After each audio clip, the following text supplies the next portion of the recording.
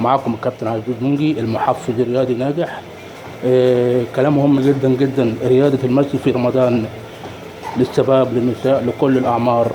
لا تنسوا اللايكات والشير والدعم. كلام مهم جدا جدا يا جماعة، يمكن أول مرة أتكلم فيه.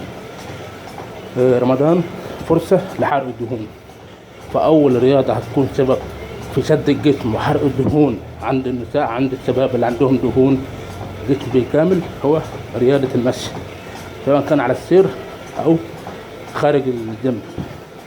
وركوب العجلة اللي هي اللي ورايا دي، تمام. ركوب العجلة برضو يساعد في نزول الوزن.